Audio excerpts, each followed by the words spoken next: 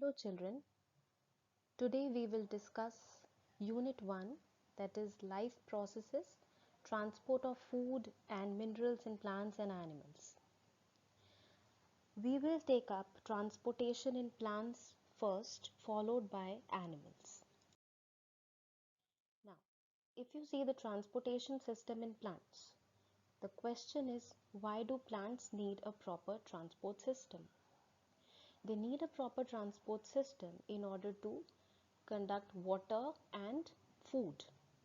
Water and minerals are conducted, and food that is prepared by the leaves through photosynthesis, that has to be transported to different tissues of the plant. So plants have two specialized vascular tissues or conducting tissues which are responsible for transportation of water and minerals and for food. They are xylem and phloem. They are the two complex tissues about which you have already studied in your previous class.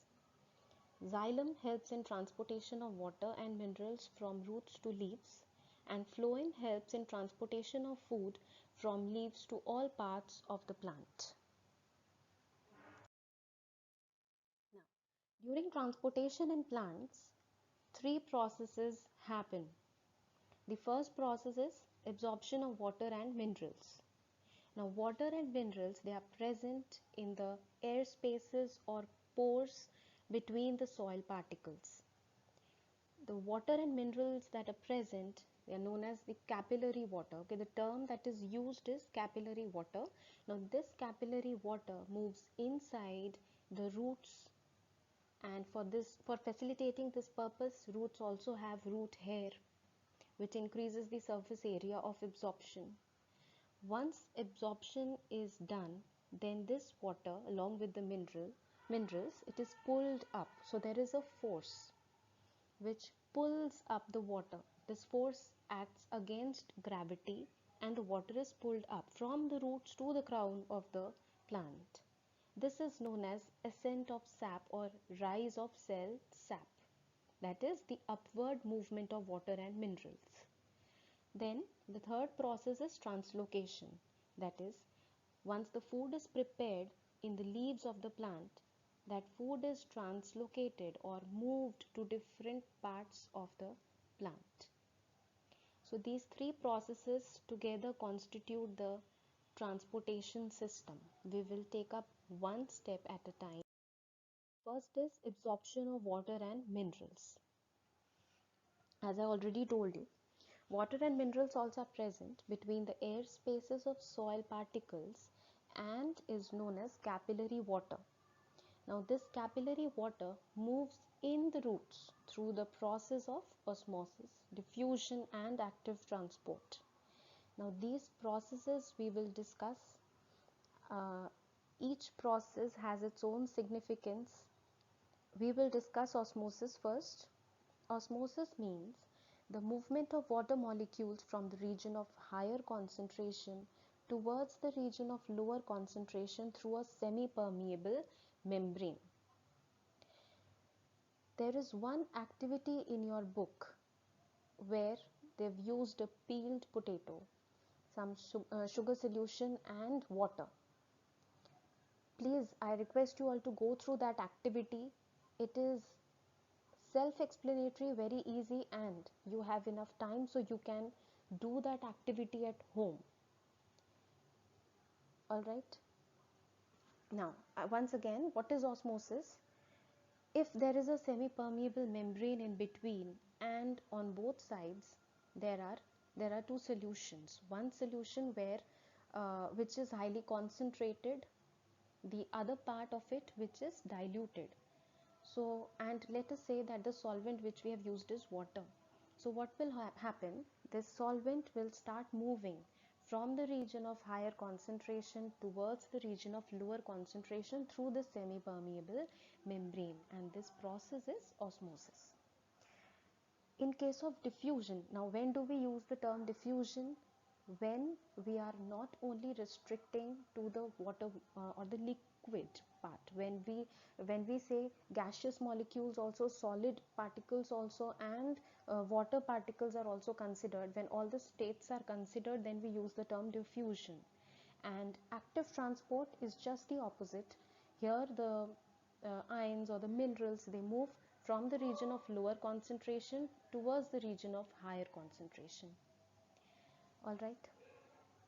Now, you have to, you should pay attention to the definition of osmosis.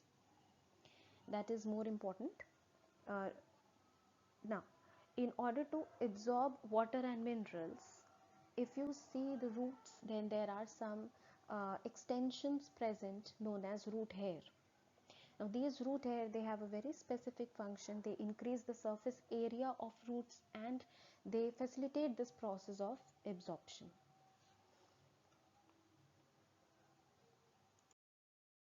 Next is your ascent of sap, the second process. As I told you, the upward movement of water and minerals from the roots towards the crown. Once the water is absorbed, there is a force, a pulling force, which helps in upward movement. Now this force is known as the suction pull or the transpiration pull. Now, for the process of photosynthesis to occur, plants need water. So some amount of water is utilized that way. Excess water, that is removed from the plant body. How it will be removed? Through the process of transpiration. The water in the form of vapor, it moves out through the stomatal openings. This loss of excess water in the form of vapor through stomata is known as transpiration. So you just have to imagine the sequence of events happening. The capillary water is being absorbed by the root and root hair. Once it is absorbed through the process of osmosis, diffusion and active transport, it is pulled up against the force of gravity. This water moves up from the root to the crown, and continuously this transpiration is also happening because some amount of water is utilized by the plant in order to do photosynthesis. The excess water is released in the atmosphere. So both the processes are happening continuously. Now see the diagram here. You see this is an extension of root. In the first diagram you see the extension of this root, that is root hair, and how the water molecules are moving inside the root hair. The arrow is showing you that from here the water will move upwards. In the next image you see the process of transpiration. The water is absorbed by the root hair, then the water travels through the plant, and finally the excess water gets evaporated from the leaf surface in the form of vapor, the process known as transpiration.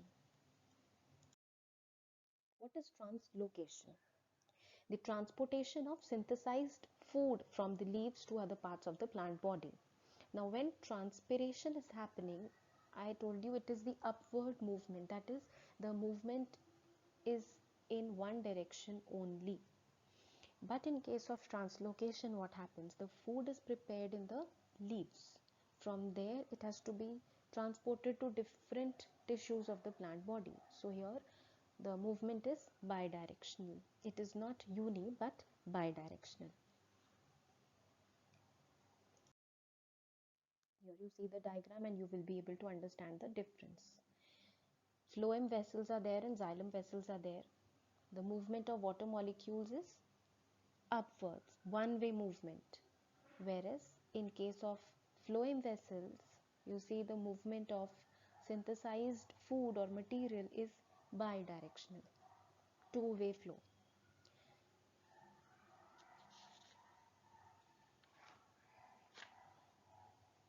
I want all of you to just go through whatever we have dealt till now.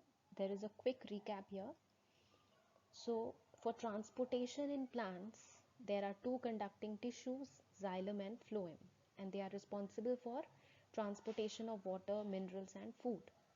Water and minerals are absorbed by the roots through the process of osmosis, diffusion and active transport. I said you should know the definition of osmosis. Please learn, and I hope you have understood. Osmosis is movement of solvent or water molecules from the region of higher concentration towards the region of lower concentration through a semi-permeable membrane.